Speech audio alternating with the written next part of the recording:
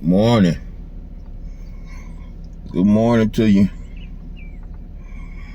To you and every living being that come in contact with this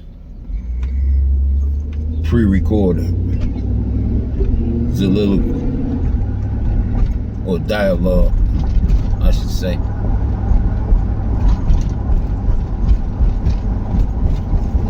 Yes, we made it to another Sunday. Thank God.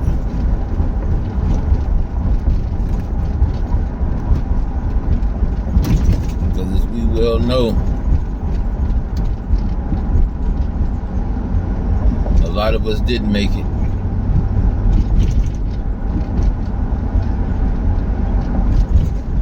Want to give a shout out and some love out to my people out here that's battling addiction. See, a lot of people don't know that when the casinos was first introduced to Detroit in the form of voting in or out, Detroit voted out. The people said no. The rulers, the people that control Detroit, forced the casinos in. The people voted no for casinos because they understood what was going to happen. They understood that was going to mean that people, the people that at least lack self-control was going to be in trouble.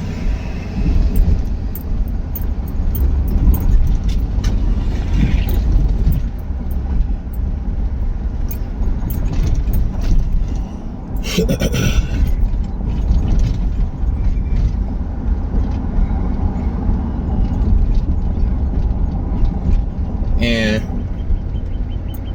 when you got a situation like that, where people that lack self-control is gonna be in trouble, you got people that care for those people who can see it ahead of time.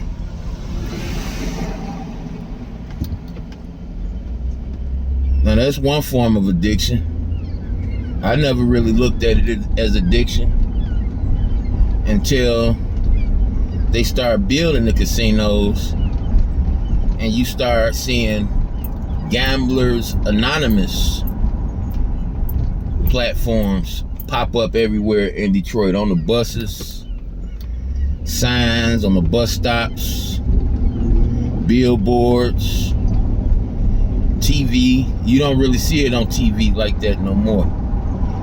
See, the thing is, they want to pretend that they care at first when they already know what's going to be the outcome. You know what I mean? So they want to pretend like they care at first.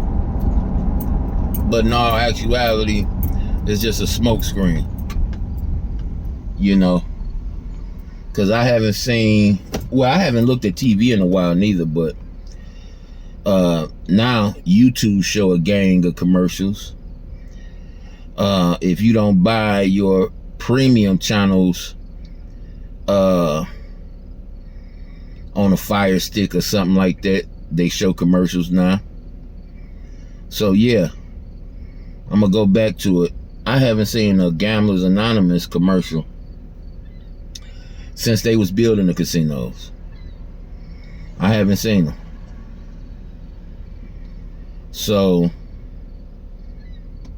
when they were building them and they knew Detroit didn't want them, oh, you seeing it everywhere. And then another addiction, another legal addiction, is the alcohol.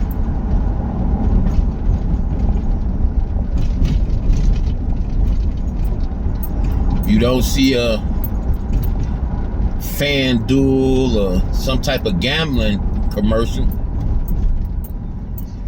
to attack and make war on the non-disciplined gambler.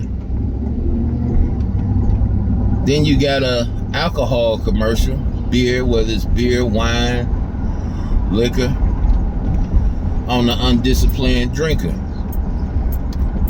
And see, we don't look at it as a war, but it is a declaration of war. They're well aware that it's people out here that have a hard time battling these things. They're well aware of it. Do they care? Well, if you see how many FanDuel commercials and Dasaki's and beer commercials come on, you wouldn't think they knew, but they well aware of it. See, what you need to understand is that the people that own your beer, your liquor, your casinos, they invest in prisons. They invest in your jails because they know that the product that they own will keep the system moving and grooving. Can you dig?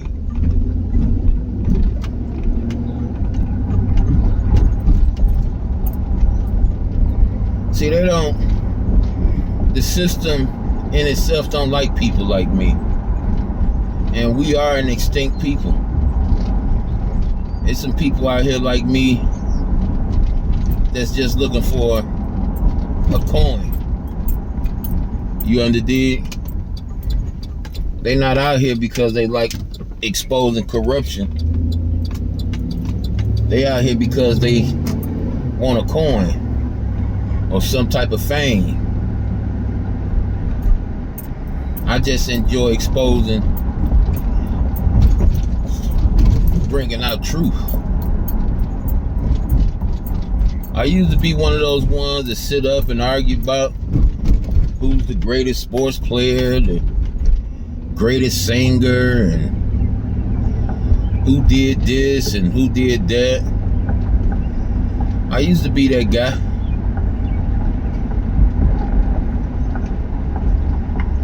Till I realized that my whole world was a lie. Everything I centered my world around was a lie.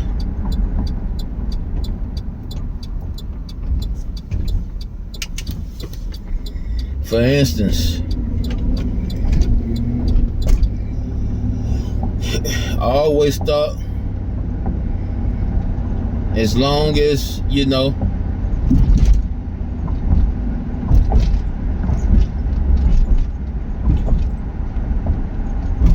wow, they finally did it, y'all.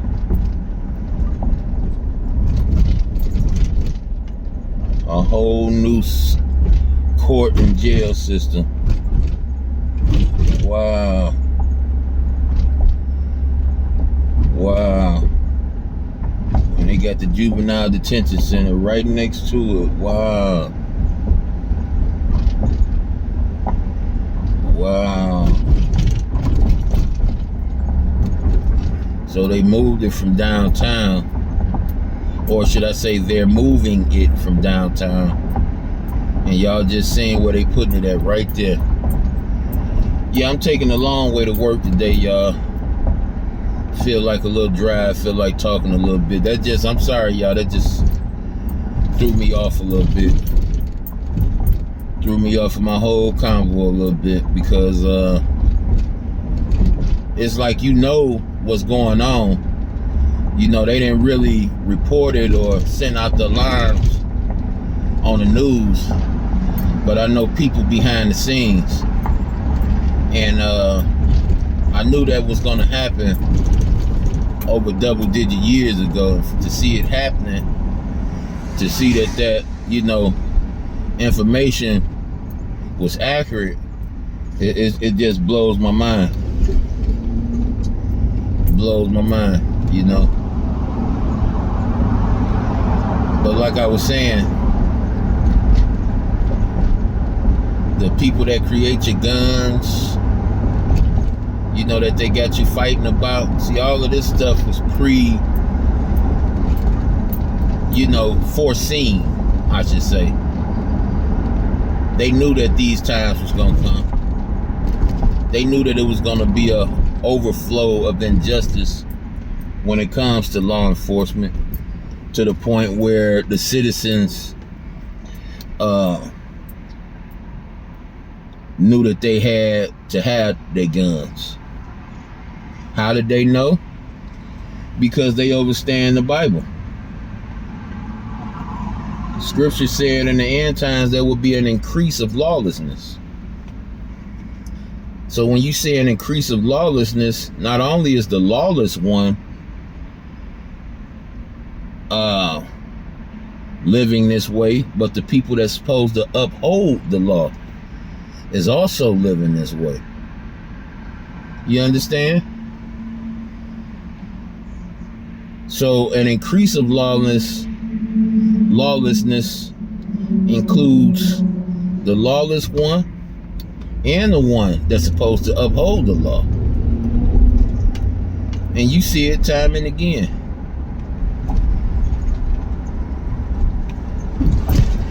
And see, they have academies. Better term, fraternities. You see, some of these officers don't get in trouble, or they get a smack on the hand. You dig what I'm saying?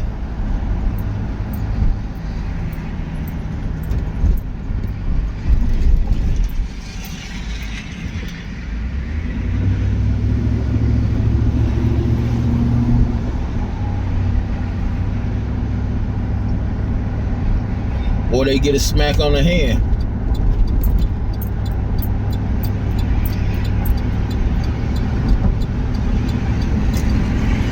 Why they get a smack on the hand?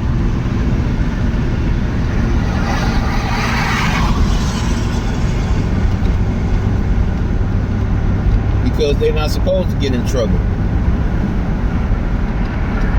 They belong to a fraternity of police.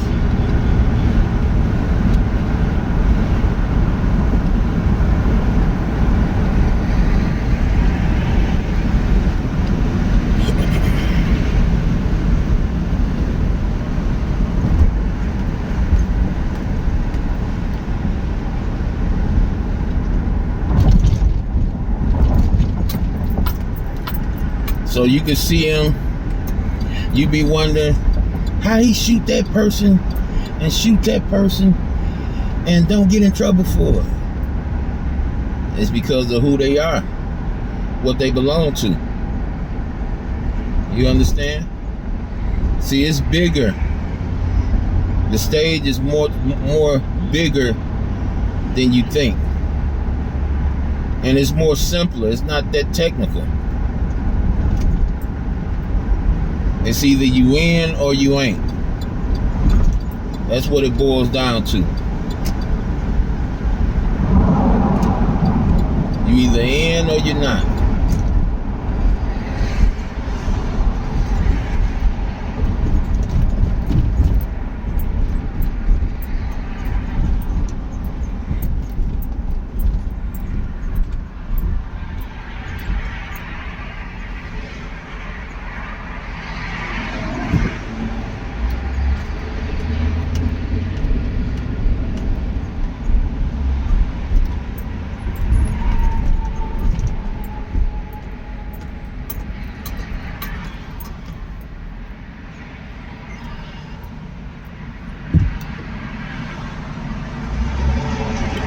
And it's just that simple, yo.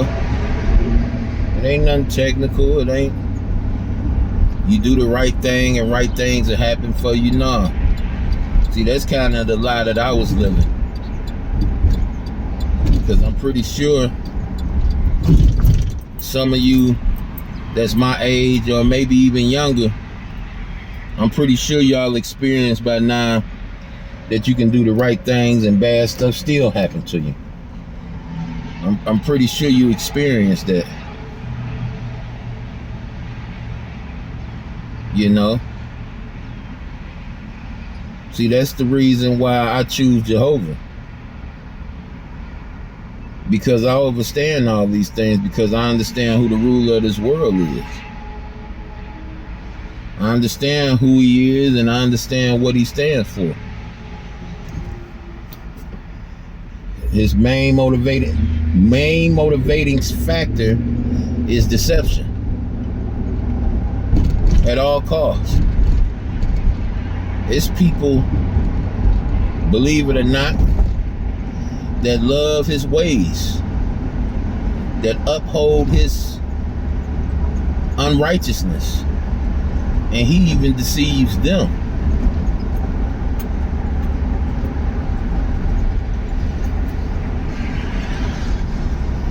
So when you got a situation like that,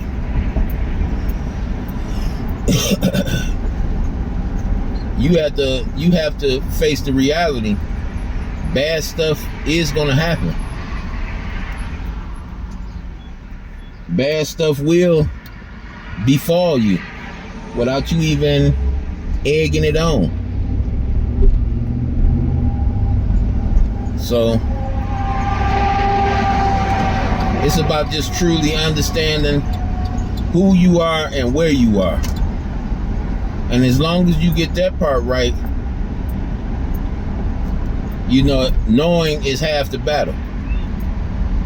Remember G.I. Joe used to say that to the people my age? Knowing is half the battle.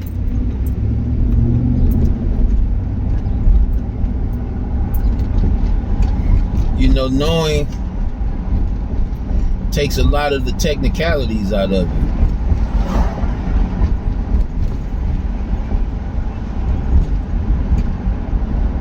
You know, it makes stuff a lot less inconceivable. A lot of times we scratch our head and like, what did I do? How did I get into? And it don't be us. It don't be us.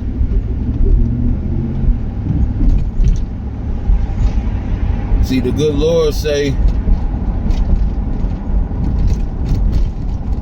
you know, or should I say his word, his law says that he don't allow more than we can bear put on our plate in a nutshell. So when we face these times, it's about us being tested, not by Jehovah. We're being tested by the wicked one, and he's being allowed to test us according to how much we can handle. A lot of us are built a whole lot stronger than others. You know, we have to understand that. I know you hear equal rights and, you know, this, that, and the third. But some of us are built much tougher, much more resilient than others. It's like when I was going through what I was going through in the hospital,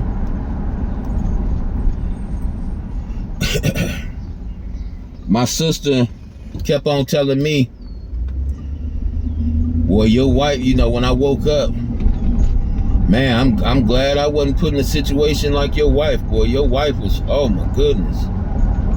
Jehovah blessed you. Oh, what you talking about? She had to making sure they don't stick you with nothing they ain't, you know, that you don't want. She was telling them all the stuff you told her, that when you get in a situation, she was making sure that they was, you know, she was watching your back with it and this, that, and the other. I'm like,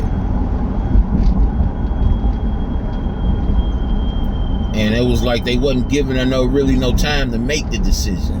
I'm like, wow.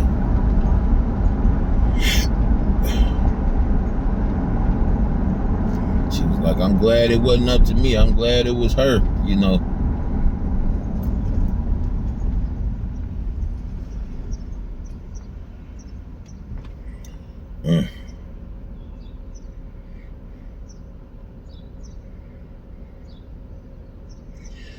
So at some point, me and my wife had she thought it was an argument, but it was a discussion to me. She said that 10 out of 10 things that happen on the news that I always call BS or fake. And I said 10 out of 10. I say, now come on now, you know, that's a fabrication right there. I say, do you think that I just come up with it's BS or it's fake, or do you think it's a reason I come up with it? See, there's always a reason for everything.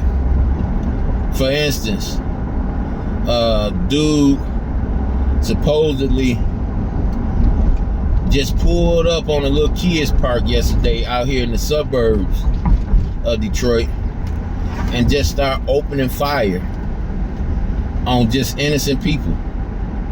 Now, if you from where I'm from and you know what I know, you know it's cameras everywhere. So my thing is this: all these press conferences, all this, you know, all this hoorah about what's going on, right? Where's the surveillance footage of this guy? I can show y'all on the most insignificant corners in Detroit. I can show y'all that there's cameras. The most insignificant corners. I don't know if y'all can see, but up on the right hand side, diagonal on top of that that light, that red light, is a camera. And I'm pretty sure it's another one over my head. It's a camera. It's got the what you call that, siren light on top of it. You see the little light on top of it? I can't really point. Let me see. Yeah, I can't really point to it. Nope. But right there, clear as day. They not hiding it these days. You can clearly see it's a camera. And it's everywhere. They're everywhere. They're everywhere.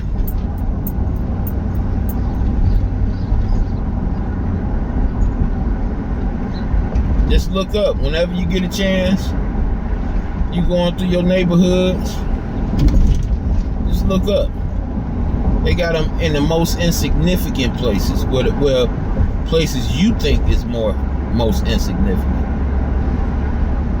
But see, when they did what they did in New York on 9/11, it gave them the leeway to take away your privacy. Something they had been trying to do, well, something they have did, but didn't do it legally. You understand? It wasn't legally done. But they have been doing it for a very long time. Very long time. But now they're legally doing it. There ain't no privacy. There's cameras literally everywhere. So if all this stuff jumped off, and then just conveniently the dude kill himself, or should I say gets killed before anybody can even see who he is. He conveniently gets killed.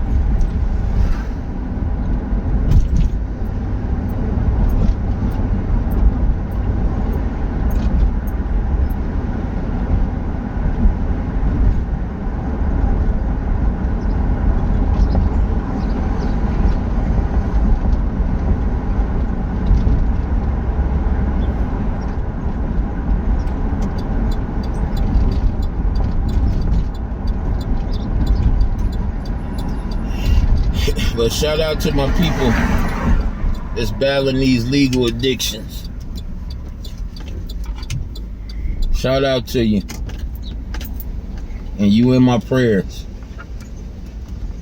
I know you at war.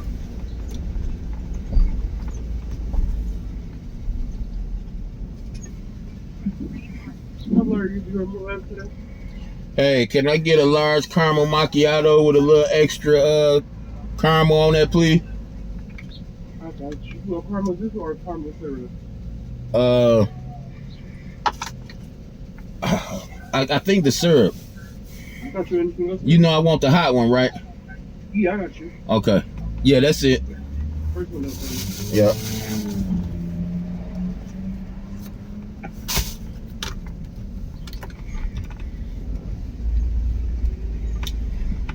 So, you know,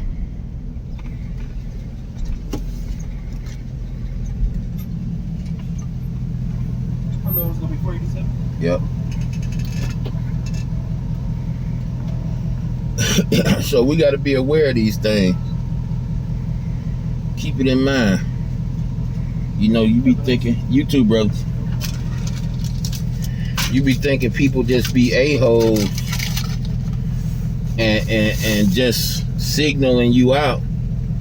And the whole time, people be at war, fighting for their life.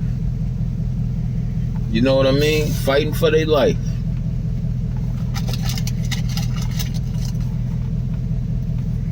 Praying that they can hold on.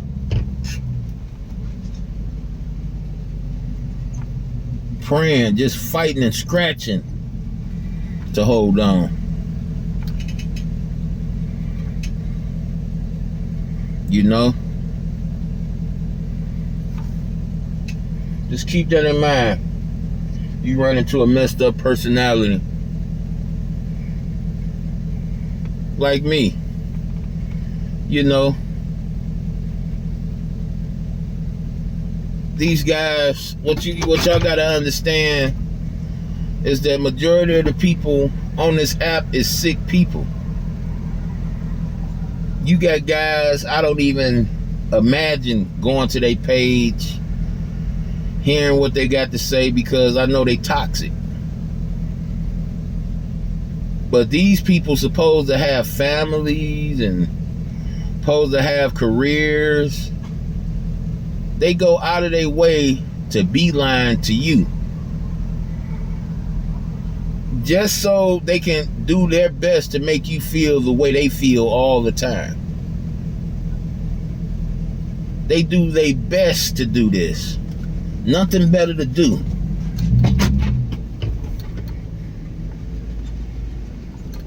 And it's sad.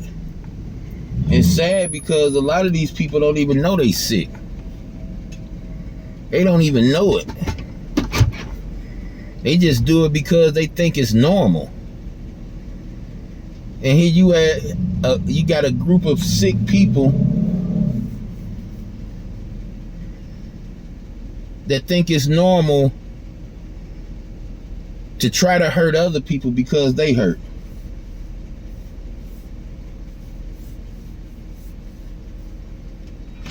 You gotta reboot the system, but if you would like anything else other than this drink, you can still replace it, or I can offer a refund.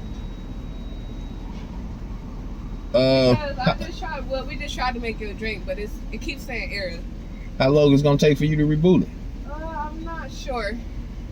I just turned it on and turned it off.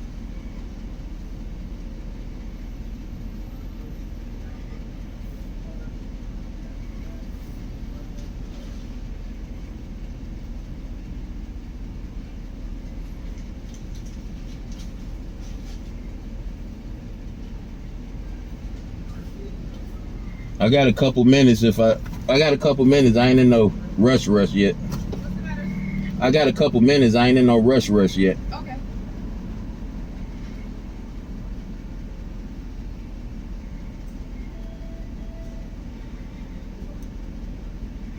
So yeah, I'm gonna end this and say, hey, congratulations. I'm probably gonna do a live before I get off work. Y'all have a good remainder of y'all day. It's supposed to be like 86, 87 in Detroit today. So I'm going to enjoy that. And I hope y'all enjoy the rest of y'all day. Peace and love. And don't let none of these sick people get up under your skin. Just understand, it's normal to be sick. Or should I say, it's normal to be hurtful to sick people. Peace, y'all. Peace and love.